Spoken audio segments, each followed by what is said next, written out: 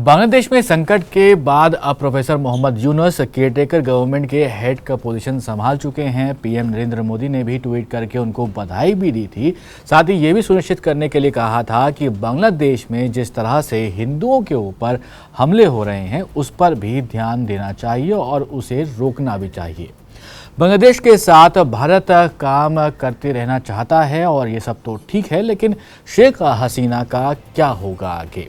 क्या वो बांग्लादेश वापस जाएंगी या कोई और देश उनको राजनीतिक शरण यानी कि पॉलिटिकल असाइलम देगा? भारत में पहले भी जब शेख हसीना शरण ले चुकी हैं तो फिर अब क्यों नहीं उनको शरण दी जा रही है? इन सवालों के जवाब को ढूंढने की कोशिश करते हैं इस वीडियो में।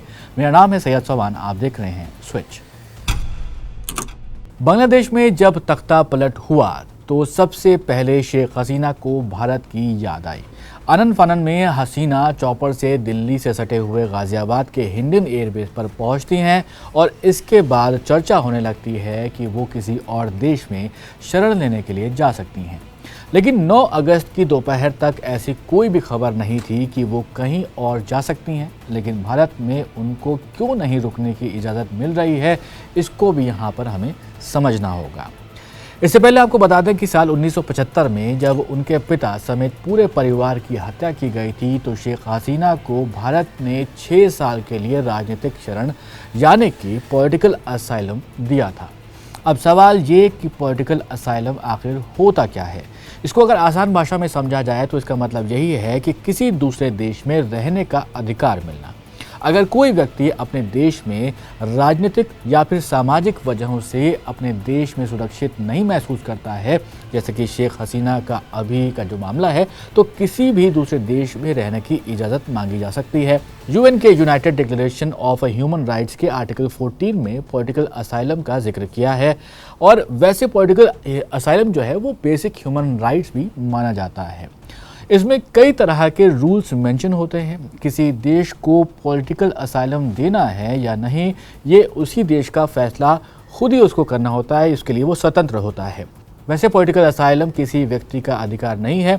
जब जिस देश में रहने के लिए दरकार की गई है, ये उसके ऊपर निर्भर करता है कि पॉलिटिकल असाइलम की अपील को एक्सेप्ट किया जाए या फिर उसको ठुकरा दिया जाए। वैसे रिपोर्ट्स ये भी बताती हैं कि अगर कोई देश पॉलिटिकल असाइलम की रिक्वेस्ट को एक्सेप्ट कर लेता है तो उस नागरिक को शरण देते वक्त उस देश की जिम्मेदारी हो जाती है कि जो सिक्योरिटी है वही देश प्रोवाइड करता है।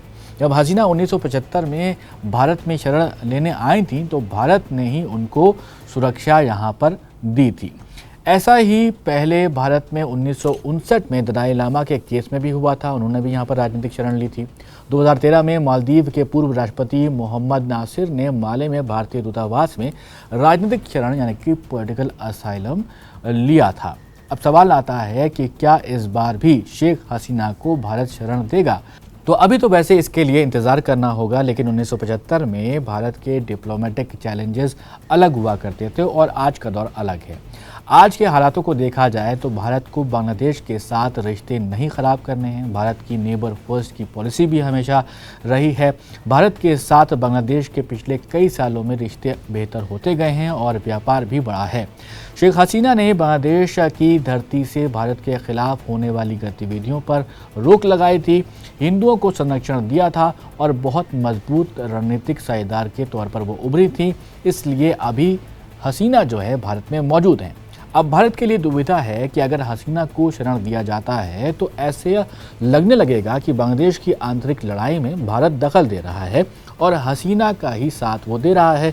एक्सपर्ट्स ये भी कह रहे हैं कि भारत बांग्लादेश की अंतरिम सरकार से दुश्मनी मोल नहीं लेना चाहता है और इसीलिए हसीना को भारत में शरण वो नहीं भी देना चाहेगा।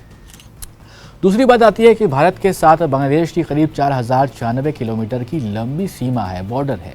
भारत कभी भी ऐसा नहीं चाहेगा कि बांग्लादेश से इस मामले में दुश्मनी मोल ले, क्योंकि बॉर्डर सटा हुआ है, यहाँ से प्रॉब्लम्स क्रिएट हो सकती हैं। फिलहाल देखना होगा कि भारत का इस मामले में क्या रुख रहता है, अगला स्टेप क्या रहता है। फिलहाल इस वीडियो में इतना ही। आप देख रहे थे स्विच, मैं था आपके साथ सैयद सोबान।